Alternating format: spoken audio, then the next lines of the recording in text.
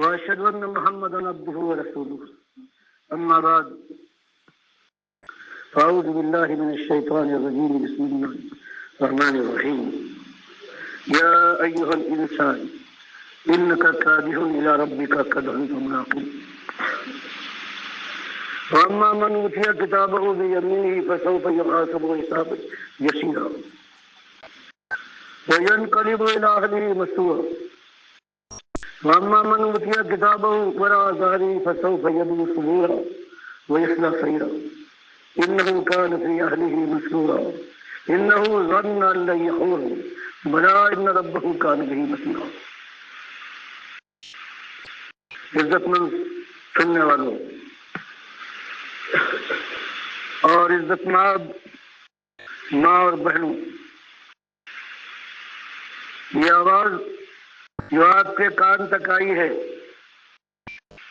وہ اللہ کی کتاب قرآن مقدس کی آواز ہے. اس مالک کا فرمان ہے جس نے آسمان کو بلند کیا، زمین کو بچھایا، ہم کو اور آپ کو ماں کے پیٹ کے اندر رکھنے کے بعد وہاں رزق اور غذا پہنچائی،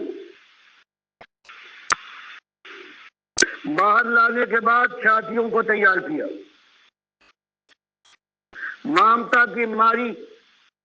ماں نے دن اور رات ایک کر دیے، پھر ہواؤں نے تھپکیاں دی، آسمان سے برسنے والے پانی سے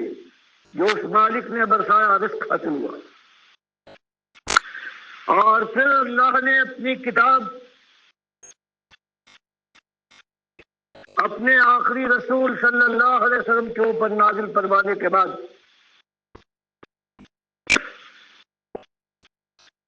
اپنے بندوں کے سامنے ایک ہی بات رکھی کہ سب کچھ میرا ہے میرے بندوں، دیکھنا میرے ساتھ میرے کسی اور بندے کو، اپنے ایسے بندے اور محتاج کو کہیں میرے ساتھ ساجی اور شریک نہ بنا لینا. ایک ہی مسئلہ، ایک ہی بات، ایک مطالبہ ہے، تم سے میں کچھ نہیں مانگتا غلاموں، میرے خزانے بھرے ہوئے ہیں، میں خود لٹاتا ہوں، میری ذات محفوظ، مجھے کسی کا ڈر نہیں ہے کہ میرے غلام وقت پڑے تو میرے گرد اپنی جانوں کا قلعہ بنائیں گے. میں تو قوت متین والا ہوں. میں تم سے ایک بات مانگتا ہوں اور اسی بات کے اوپر یا تو آگ میں جلو گے اور ہمیشہ کے لیے پھکتے رہو گے، سکون کا ایک لمحہ میسر نہ آئے گا اگر تم نے اس مانگ کو رد کر دیا، اس فریضے کے ساتھ غداری کی. اور یا جھوپڑی کے رہنے والوں، دن رات پیٹ کی آگ میں جلنے والوں، گھر کوشش کرو اور میسر نہ آئے، لیکن اگر تم ایمان کے ساتھ زندگی گزار کر میرے پاس آ گئے تو پھر وہ بادشاہتے ہیں، وہ جنتیں ہیں جن کی کم سے کم چوڑائی آسمانوں اور زمین کی چوڑائی کے برابر ہے. پھر فیصلہ کرو. میری بات مانو گے؟ مجھے اپنا مالک مان کر میرے سامنے بندگی کی آداب اور رسم بجا لاؤ گے، یا میرے بندوں کو اپنا داتا اور دستگیر، مشکل کشا اور بندہ نواز، غوث اور مجیب الدعوات قرار دے کر پھر ان کو پکارو گے، ان کی غلامی کا دم بھرو گے؟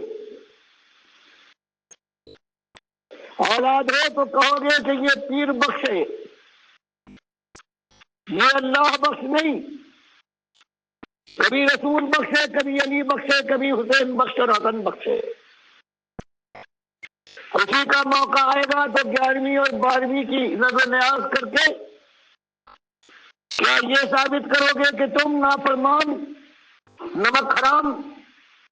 اور غدار ہو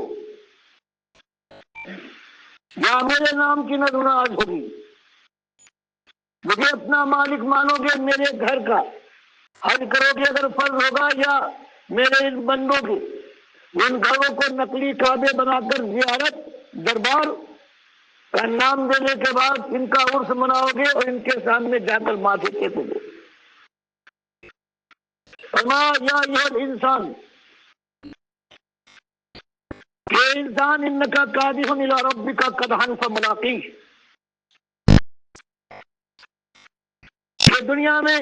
تو اپنے ہاتھ پر ہاتھ دھرے ہوئے زندگی نہیں گزارے گا، کچھ نہ کچھ تو کرے گا۔ اب تجھے اختیار ہے تو دنیا کا ہو رہے،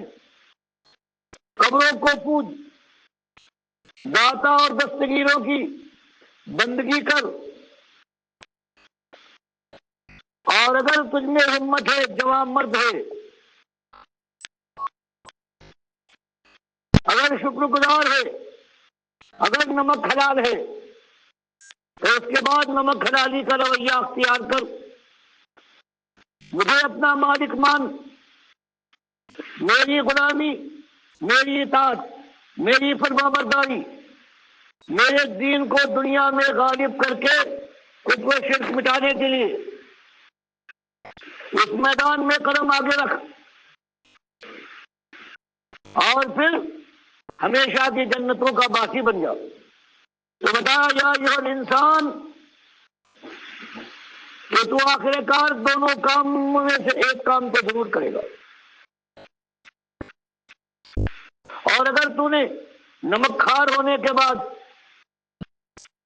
نمک حلالی کی، اپنے بال بچوں کو یہی سکھایا، اسی راستے پر چلتا رہا، تو موت تجھے بھی آئے گی، اور جو اس بات کو نہ مانے ان کو بھی موت آ کے رہے گی، بچ کے کوئی رہنے والا نہیں ہے۔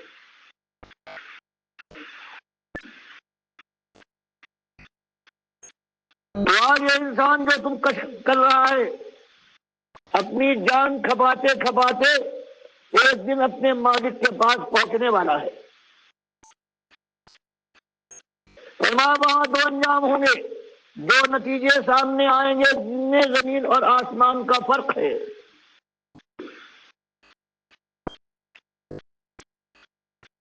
ایک گروہ ایمانداروں کا ہے، اس کے دائیں ہاتھ میں اس کے اعمال نامہ کو دیا جائے گا، اور وہ خوشی سے بے قابو ہو کر کہہ رہا ہوں کروں کتابیہ، دیکھو میں کامیاب ہو گیا ہوں، یہ میرا اعمال نامہ ہے، دائیں ہاتھ میں دیا گیا ہے۔ تو فرمایا ینقلب الی اہلہ مسرورا، وہ دوسرے اپنے ایسے کامیاب جنتیوں کی طرف وہ بغلے بجاتا ہوا خوشیاں مناتا ہوا آئے گا، اور دوسرا گروہ ہے جس کو پیٹھ کے پیچھے سے اعمال نامہ پکڑایا جائے گا، وہ چیخے گا کہ اب موت بھلی ہے، مجھے موت آ جائے۔ فرمایا اب موت کہاں، اب تو جہنم کی بھڑکتی ہوئی آگ اور اس کے شعلوں میں اس کو پھینک دیا جائے گا۔ وجہ کیا تھی؟ انہ کان فی اہلہ مسرورا، اپنے دوستوں میں، اپنے کاروبار میں، اپنے گھر بار میں وہ مگن تھا کہ یہ میری قابلیت، میرا ہاتھ، میرا علم ہے جس کی وجہ سے میں عیش کر رہا ہوں۔ اللہ کو بنا دیا، کل کی بات اسے یاد نہیں، اللہ کے نبی صلی اللہ علیہ وسلم کی قیمت کیا تھی، اس سے بے پرواہ۔ اس کا یہ عالم ہے، اور سمجھتا تھا، اس کو یقین تھا کہ اب ایک اور جو عیش کا زمانہ گزر رہا ہے، اب اس کے بعد یہ عیش مجھ سے چھینا جائے گا، ہمیشہ یوں ہی عیش کرتا رہوں گا۔ تو یہ ایک وہ حقیقت ہے جو قرآن میں اپنے مالک کی طرف سے آپ نے سن لی۔ اب آپ کو طے کرنا ہے کہ اللہ کی معافی، مالک کی جنتیں اپنے لیے، اپنے پیارے بچوں کے لیے، اپنے شوہر اور محبوب بیوی کے لیے اپنی پیاری ماں اور اپنے باپ کے لیے چاہتے ہیں، اور یا اپنے ساتھ ان کو آپ کے شوروں میں کھینچ لینا چاہتے ہیں، یہ آپ کا فیصلہ ہونا چاہیے۔ اور آپ کی خدمت میں یہ بات پیش کرنا چاہتا ہوں کہ آج کے زمانے میں جو دین آج ہمارے سامنے اس ملک میں موجود ہے،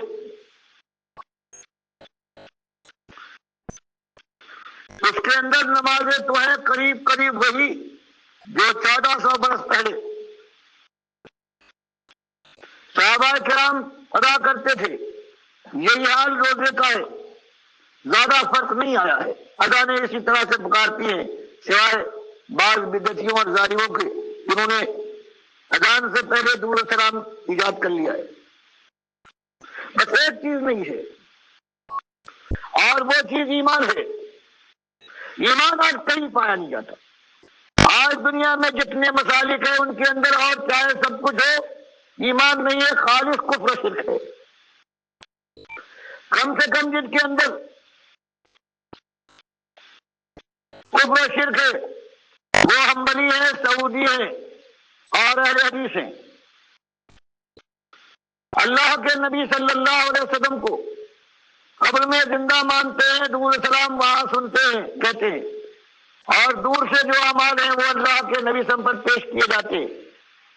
یہ کفر شرک انہوں نے ایجاد کیا ہے اللہ کے مقابلے میں، اور ان کو ناز ہے کہ ہم صحیح راستے پر ہیں، اور یہ ان کے بڑوں نے اس لیے ایجاد کیا ہے تاکہ قبر پرستی اور قبر کی پوجا کا جو کھیل اس سے پہلے شیطان نے ان کو کھیلنے کی طرف مائل کیا تھا وہ کھیل جاری رہے۔ یہ نذرانے کھائیں، قبروں کے مجاور بنے، اور ان کی دنیا حسین ہوتی رہے حرام کے ذریعے سے۔ چڑھاوے یہ کھائے جیسے آج اوقاف کا چڑھاوا پوری امت کھا رہی ہے۔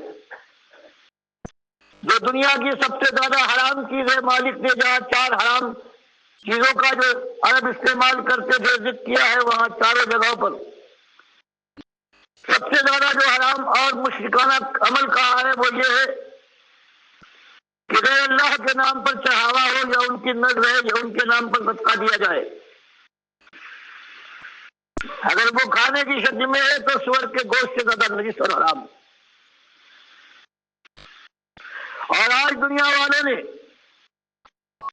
اسی قبر پرستی اور قبر کی پوجا کی یہ بنیاد بنا لی ہے کہ اللہ کے نبی صلی اللہ علیہ وسلم بھی زندہ ہے اپنی قبر میں۔ اللہ فرمائے قرآن میں کہ جو وفات پا چکا ہے قبر کا باسی، مرنے کے بعد کوئی زندہ نہیں ہے دنیا میں۔ اللہ کے نبی صاحب نے بتایا کہ میں جنت الفردوس میں وفات کے بعد سب سے اونچے مقام پر پہنچ جاؤں گا۔ ابو بکر عمر رضی اللہ تعالیٰ عنہ میں جب اختلاف ہوا، سارے صحابہ مان گئے کہ اللہ کے نبی سے ہم وفات پا چکے ہیں، قیامت تک انہوں نے جھوٹی روایتوں سے قرآن کو بدلا، حدیث کو بدلا، اجماع صحابہ کو بدل ڈالا۔ اللہ کے نبی صلی اللہ علیہ وسلم کو زندہ کرنے کے بعد پھر سارے ان کے یہ بابا لوگ تھے سب زندہ ہو گئے۔ اب حج کی طرح سے ان کا عرس منایا جانے لگا۔ ان کے یہاں پہنچنے کے بعد کبھی کوئی پتھر چوم رہے ہیں، کئی طواف ہو رہا ہے بابا کے پڑے ہوئے پتھر کا، کئی دوڑ لگائی جا رہی تھی، جا رہی ہے کہ بابا یہاں بیٹھے تھے اور یہاں یہ ان کی قبر ہے، یہاں سے دوڑو۔ آپ کو ایک بات یاد دلانا چاہتا ہوں، یہ مدت گزری، ہندوستان کا ایک شخص جس کا نام ہے موتی لال نہرو، جواہر لال نہرو کا باپ، اندرا کا دادا، ہندوستان میں جب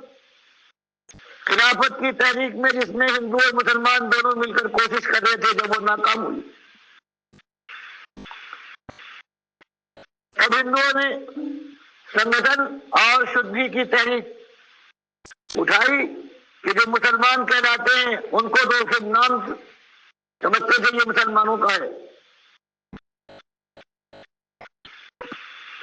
کہ ان کو ہندو بنانا ہے تو ان کو گو ماتا کا پیشاب پلواتے تھے، کچھ پیسے دیتے تھے اور نام بدل دیا کرتے تھے۔ شلوک پڑھے اس زمانے میں بڑی سخت ہندو اور مسلمان کے اندر جو آئی تھی، اس زمانے میں یہ موتی لال نہرو اس نے تقریر کی اور کہا بھائیو ایک زمانہ تھا کہ میں سمجھتا تھا، میرا یہ خیال تھا کہ یہ ہندو الگ قوم ہے، الگ ان کا مذہب اور دین ہے، اور مسلمانوں کا الگ دین ہے، الگ مذہب ہے۔ لیکن جب میں نے اجمیر کا عرس دیکھا ہے تب میں نے مان لیا کہ میرا خیال غلط تھا۔ ہم ہندوؤں اور ہمارے بھائی مسلمانوں میں مذہب کے لحاظ سے کوئی فرق نہیں، جو فرق ہے وہ ہندی اور اردو کا ہے۔ اور بالکل صحیح کہا، ہندو کا معبود ہوتا ہے وہ بھی پتھر ہے، کھڑا پتھر ہوتا ہے، اس کو ہندو کہتا ہے یہ مہاراج ہے، اور یہ مسلمان ہے، اس کا معبود بابا کہلاتا ہے، حضرت کا نام دیا جاتا ہے، یہ کھڑا پتھر ہے۔ ہندو جاتا ہے مہاراج کی خدمت میں اور وہاں دونوں ہاتھ جوڑ کر کہتا ہے پرنام مہاراج، مسلمان وہی کام کرتا ہے، کہتا ہے سلام بابا۔ ہندو ماتھا ٹیک دیتا ہے اپنے کھڑے پتھر کے سامنے، کہتا ہے دنڈوت۔ مسلمان یہی کام کرتا ہے اور کہتا ہے یہ سجدے تعریفی ہے۔ ہندو چکر لگاتا ہے کھڑے اپنے ہنومان اور گنیش اور ارجن کی، اور چکر لگانے کے بعد کہتا ہے میں نے پھیرے لگائے اپنے مہاراج کی، اور یہی کام مسلمان کرتا ہے، وہ طواف کے نام سے اپنی اس بندگی کو پیش کرتا ہے۔ ہندو بھجن گاتا ہے اور یہ مسلمان یہ قوالی ارشاد فرماتا ہے، وہ پرساد لاتا ہے اور یہ تبرک اور خدا لے کے آتا ہے۔ بتاؤ اللہ کے بندو، ہندو اور مسلمان میں بت پرستی کی شکل میں فرق کیا ہے؟ سوائے اردو اور ہندی کا معاملہ ہے، باقی سب کچھ وہی۔ اور اللہ کے ساتھ جو اس امت نے ظلم کیا ہے، ان کے بڑے جو کہلاتے ہیں آبار اور رحبان، یہ پیر اور مولوی، انہوں نے اس راہ پہ ان کو ڈالا ہے۔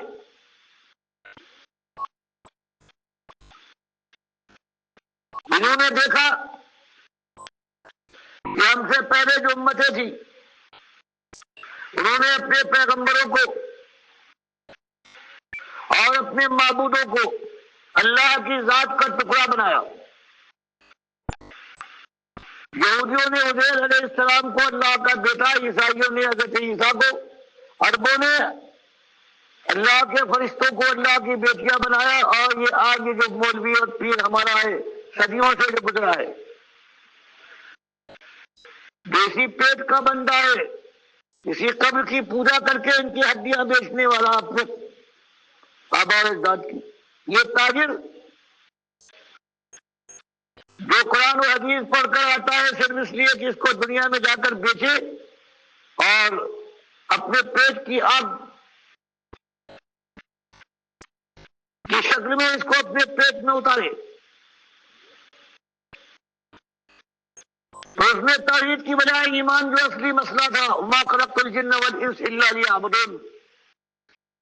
مالک فرماتا ہے ہم نے تم کو یہاں سیرگاہ میں تفریح کے لیے نہیں بھیجا ہے، بلکہ ایک تمہارا امتحان ہے، اور وہ امتحان یہ ہے کہ صرف میرے بندے ہو، میری غلامی کرو گے، میری فرما برداری کرو گے، میرے دوستوں کے اوپر جان چھڑکو گے، میرے دشمنوں کو طاغوتوں کو للکارو گے، میرے دین کو غالب کرنے کے لیے اپنی جان، اپنے مال، اپنی ایک ایک چیز کو نچھاور کر دو گے۔ یہ آواز ہے ڈاکٹر مسعود الدین عثمانی رحمۃ اللہ علیہ کی، کس طرح شرک کے اوپر چوٹ لگائی ہے اور ثابت کیا ہے کہ آج یہ جو پوری دنیا میں مسلمان پائے جاتے ہیں ان کے عقیدے کے اندر اسی طرح شرک ہے جس طرح مشرکین مکہ کے اندر تھا یا ہندوؤں کے اندر، اور یہ صدیوں کا معاملہ ہے۔ ان کے اکابرین اور ان کے بڑے جتنے تھے وہ شرک کے راستے پر پٹڑی پر چڑھا کے گئے ہیں اس امت کو، جب تک یہ ایمان خالص کی طرف واپس نہ لوٹیں۔ ان کا کوئی عمل اللہ کے ہاں قابل قبول نہیں ہے۔ اور مسلمانوں کے اندر یہ جو فرقے ہیں، بریلویوں کا تو کہنا ہے کہ دیوبندیوں کے اندر بھی شرک ہے، اور سب سے کم شرک بتایا کہ یہ اہل حدیثوں کے اندر، سلفیوں کے اندر، یہ حنبلیوں کے اندر ہے۔ یہ کہتے ہیں کہ نبی علیہ السلام قبر کے اندر زندہ ہے، اعمال یہاں پیش ہوتے ہیں۔ عبداللہ بن باز کا یہی فتویٰ ہے۔ تو اب ان سے بھی آگے جو سب سے کم شرک ہے یہ محمد حنیف کی جماعت کے اندر ہے، سجدہ تعظیمی کا شرک ہے۔ تو جب تک ان طاغوتوں کا رد نہیں کیا جائے گا، ایمان خالص کی طرف نہیں آیا جائے گا، کوئی خیر اس امت کے اندر نہیں آ سکتی۔ چاہے جہاں بھی وہ مریں، عربی ہوں یا اجمی ہوں، میدان جنگ میں مریں یا بیت اللہ کی حفاظت میں مریں، جب شرک کے اندر تمہارا خاتمہ ہوگا تو تم اس دنیا سے شرک لے کے جاؤ گے، تو اس کے بعد ہمیشہ کی آگ کے اندر اتر جاؤ گے۔ چاہے پوری دنیا کے لوگ تمہارا جنازہ پڑھیں اور پوری دنیا کے پھول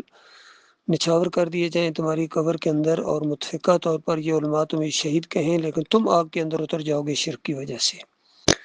یہ مسئلہ ہے، اصلی مسئلہ ہے۔ اللہ کے بندو، ایمان خالص کرو۔ اگر دنیا میں بھی عزت چاہتے ہو اور آخرت میں جنت حاصل کرنا چاہتے ہو تو مالک نے بس ایک ہی معیار رکھا ہے، ایک ہی پیمانہ، ایمان خالص کا، توحید کا، رد شرک کا، کفر بالطاغوت کا، اور پھر اللہ کے راستے میں جہاد کرنے کا، دعوت و تبلیغ ہو، ایمان کی ہو، توحید کی ہو، تب خیر آئے گی دنیا کے اندر بھی اور آخرت میں بھی تمہیں سکون ملے گا۔ ڈاکٹر صاحب کے ابھی کچھ ساتھی موجود ہیں، اس دعوت کو پھیلا رہے ہیں۔ اکثریت تو پھر شرک کے اندر چلی گئی اور فرقوں کے اندر، ٹکڑوں کے اندر بڑھ گئے، لیکن مخلص لوگ ابھی بھی جمے ہوئے ہیں۔ اب سوشل میڈیا کا دور ہے، آڈیوز کے ذریعے، ویڈیوز کے ذریعے بہت ہی تیزی کے ساتھ دعوت پھیل رہی ہے، الحمدللہ۔ اللہ تعالیٰ مخلص اور باصلاحیت لوگوں کو ہمارا ساتھی بنائے اور اس راستے میں ہم آگے بڑھیں، اور اللہ کے راستے میں یہ دعوت آگے بڑھتی جائے اور کفر و شرک کا جنازہ اٹھے۔